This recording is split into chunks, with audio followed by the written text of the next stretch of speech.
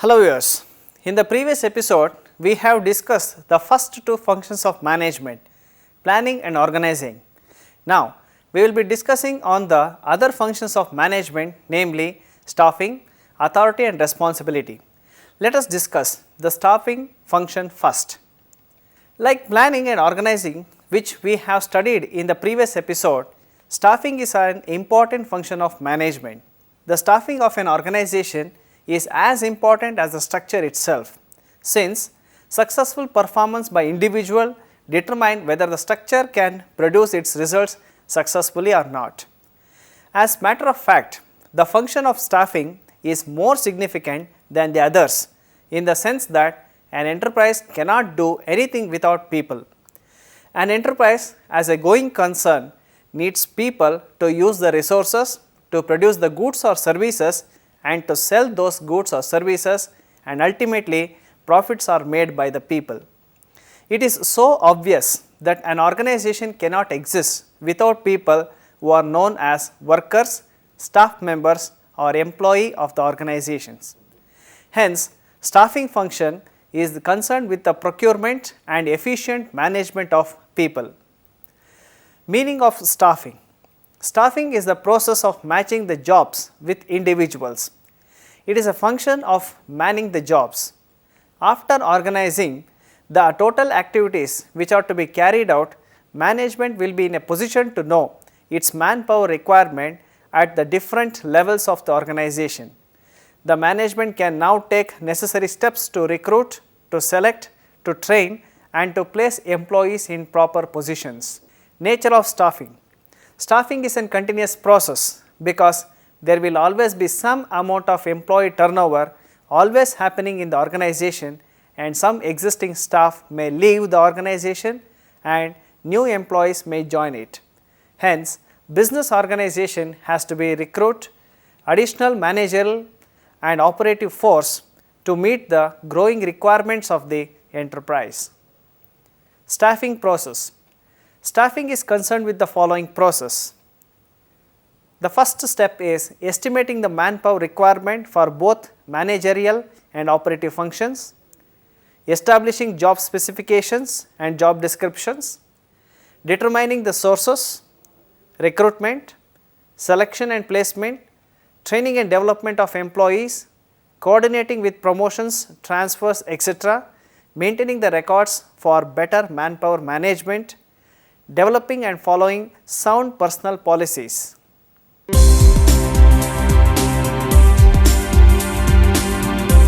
Factors affecting staffing. Staffing is a dynamic process and is affected by various factors which are broadly classified into external and internal factors. The first one are the external factors. These are the factors on which staffing process and organizations have no control. Some of the important factors are competition for human resources. There are severe competitions among the companies to hire the people for both managerial and technical job positions with good pay packages. More commonly, campus recruitment has gained more importance with respect to recruitment and selection. Educational standards. Staffing is also affected by the education standards of a region. If the educational standard of a place is very high, then the organization will only select qualified and experienced staff for all job positions. For example, some IT companies in India only prefer skilled candidates with the computer or IT engineering degree for the post of software designer. Legal factors. There are various legal factors which affects the staffing process.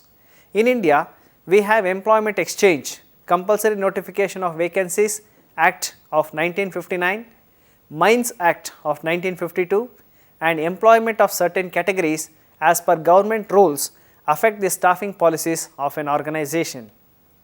External influences. There are other elements which exert pressure on the organization like political influence in recruitment, recommendations from business contacts, etc. Internal factors. These are the factors which can be controlled with necessary precautions. Some of them are size of the organization, No two organizations with varying sizes have same staffing practices. Small organizations particularly may not be able to attract much talented staff with lower staffing costs. Bigger organizations usually do not mind to offer a high package to talented personnel. Organizational business plan. The organizational business plan determines the type of personnel requirement.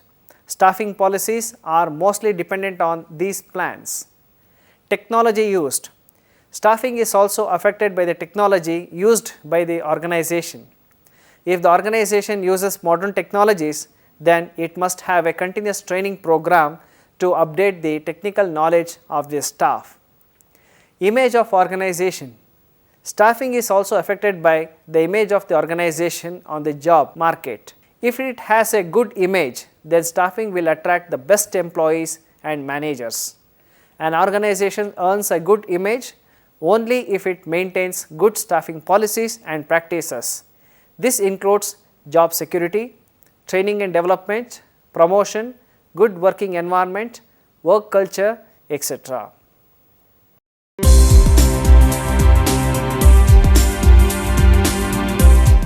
Authority and responsibility.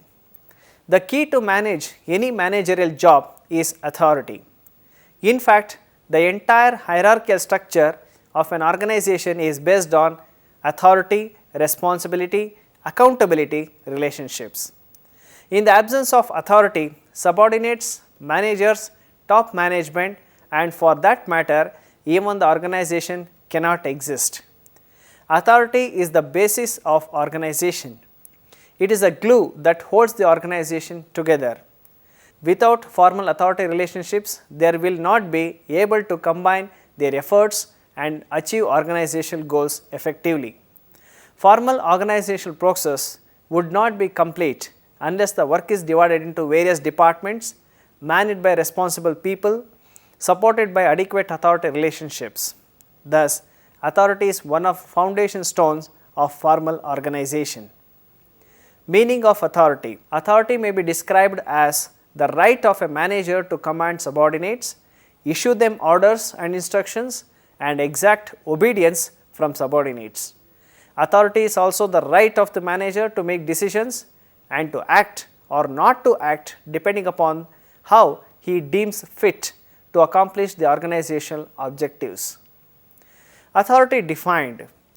Authority is the right to decide, to direct others to take decisions or to perform certain duties in achieving organizational goals. In the words of Henry Fayol, authority is the right to give orders and the power to give orders and the power to demand obedience. Kuntz and O'Donnell define authority as applied to the managerial job. Authority is the power to command others to act or not to act in a manner deemed by the possessor of the authority to further enterprises or departmental purpose. Herbert Simon contends that authority is the power to make decisions which guide the actions of others. From the above definitions, the essential features of authority can be captured as under: the relationship between two individuals, that is superior and subordinates, can be expressed in terms of authority. The superior is given authority, that is right to act. A subordinate is supposed to obey the superior by virtue of authority the superior possesses. Authority is the power to make decisions and ensure that they are carried out properly. It is necessary to use authority in order to achieve organizational goals. Authority versus power. Authority should be distinguished from power. Authority is the right to do something, whereas the power is the ability to do something. Authority is the legitimate power or institutionalized power given by an organization to the manager.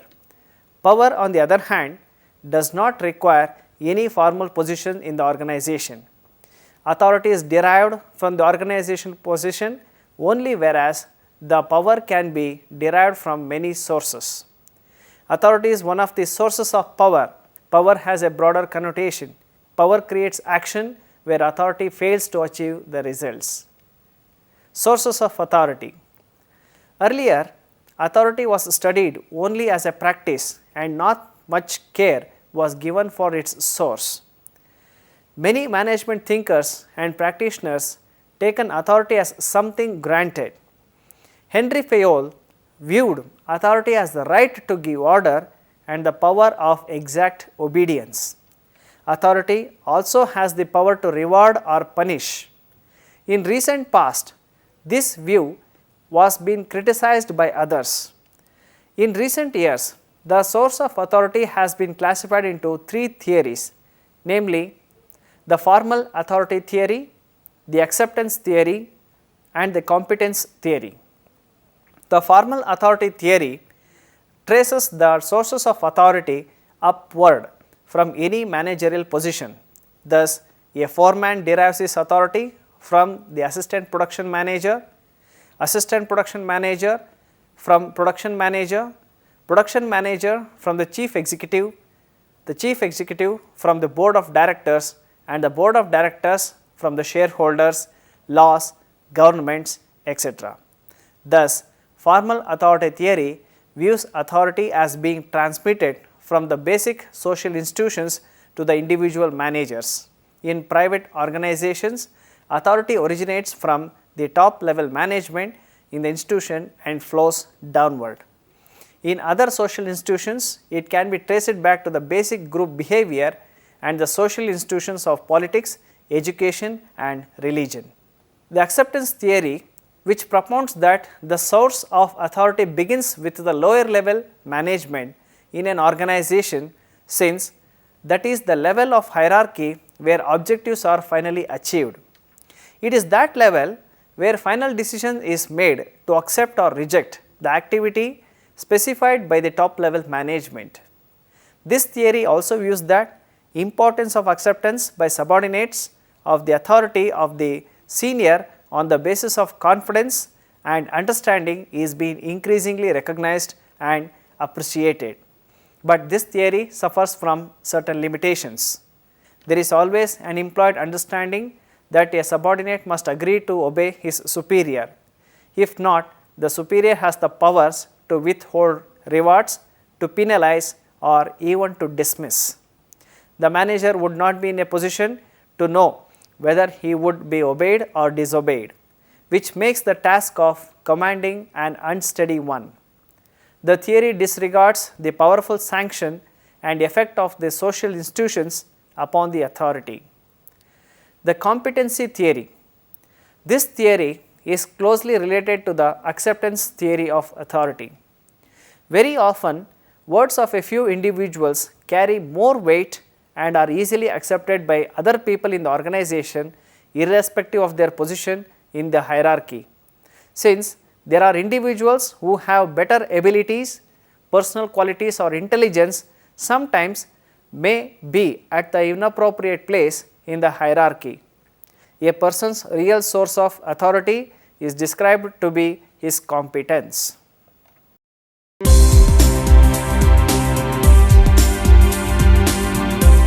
Types of authority. Authority in an organization may be of several types: traditional, charismatic, rational or legal, external, positional, and functional.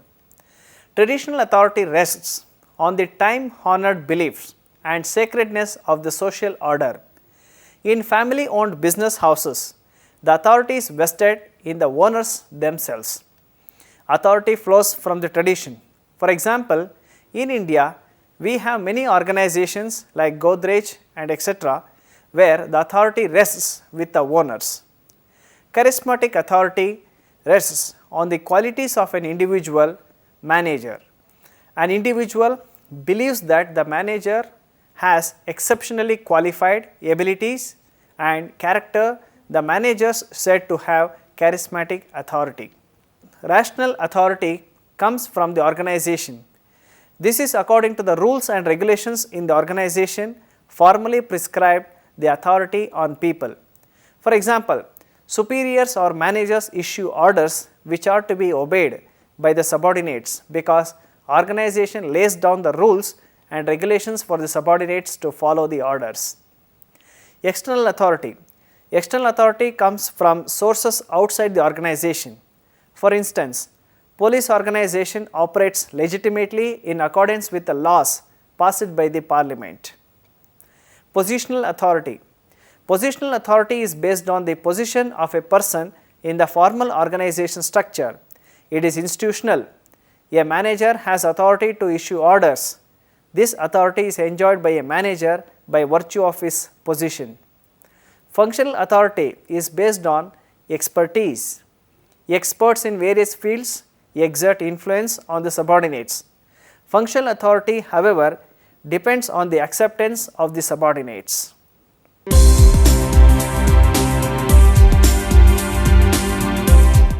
Delegation of authority. The volume of work in formal organization is so heavy that no single individual can perform all the work single-handed. As Louis A. Allen puts it, when once a man's job grows beyond his personal capacity, his success lies in his ability to multiply himself through other people, that is, to delegate his work to others. By delegation, we mean to grant Torah to bestow on others certain duties in the form of work and authority. It is a process of entrusting a part of work to the subordinates. According to Brecht, delegation means the passing on to others of a share in the four elements of management process, that is to say, in the command of activities of other people and in the responsibilities for the decision that will determine the planning, coordination and control of the activities of such other people. Kuntz and O'Donnell contend that the entire process of delegation involves the determination of results expected against of tasks, delegation of authority for accomplishment performed effectively, and so that he can get to others to help him with what remains. Process of delegation of authority. The process of delegation or assignment of duties can be divided into three steps: assignments of duties to subordinates, granting of authority to utilize the resources, and creation of accountability to perform. Assignment of duties to subordinates. The first step in the process of delegation is the assignment of duties to subordinates. A manager should know what duties he should leave to be performed by the subordinates and that duties he should do himself. As far as possible, the manager should delegate duties of less importance to the subordinates and detain those that are most important. Delegation thus implies appropriate division of work.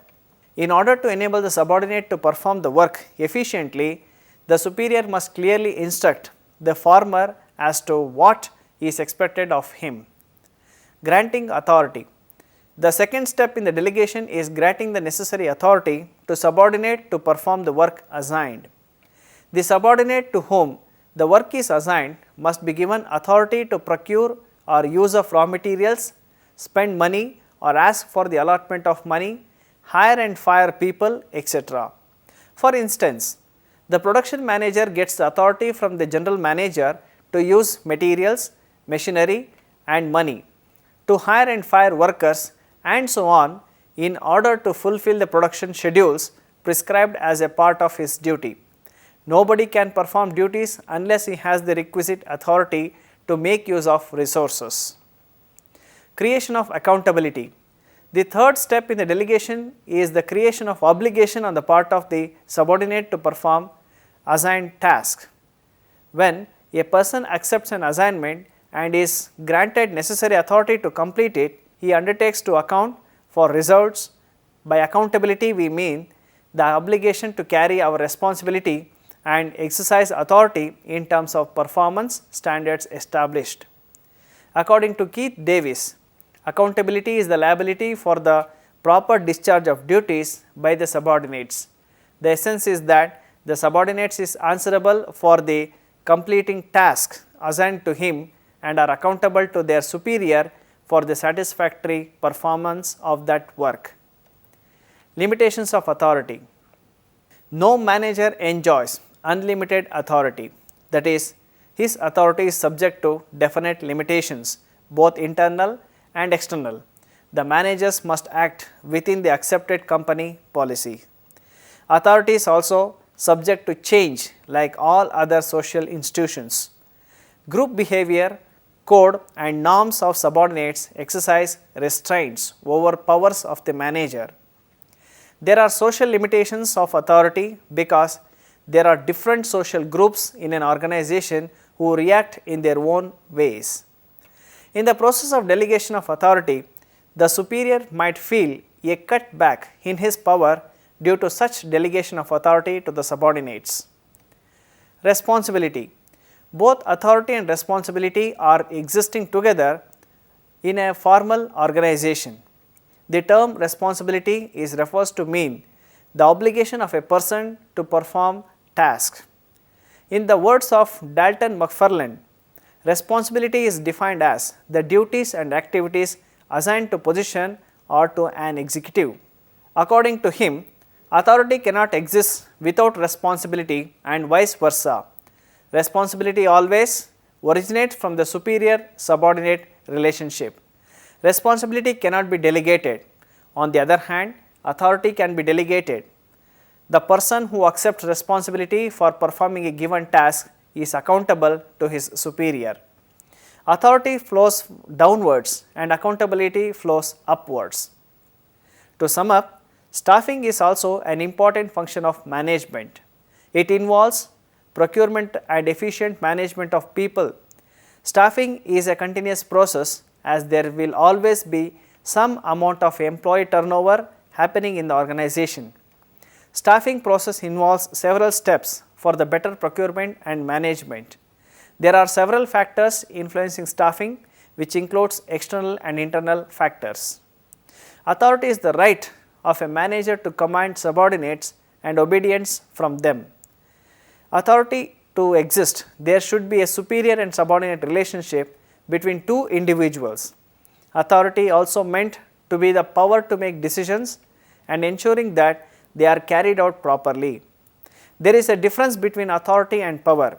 Authority is the right to do something based on a formal position and power creates action. There have been many discussions relating to the sources of authority. There are three theories which propound that the source of authority falls in their theory. These theories are formal authority theory, the acceptance theory and competence theory. There are different types of authority: traditional, charismatic, rational, external, positional, functional authority. Delegation of authority employs the assignment of tasks, delegation of authority for effective accomplishment of organizational goals. The process of delegation of authority involves assignment of duties to subordinates, granting authority to use resources and creation of accountability to perform. Authority also suffers from certain limitations such as no manager can have unlimited authority. There is always a scope for change in authority, existence of social limitations, etc. Responsibility refers to the obligation of a person to perform tasks. Responsibility originates from superior and subordinate relationship. Responsibility, accountability flows upwards in the hierarchy of management.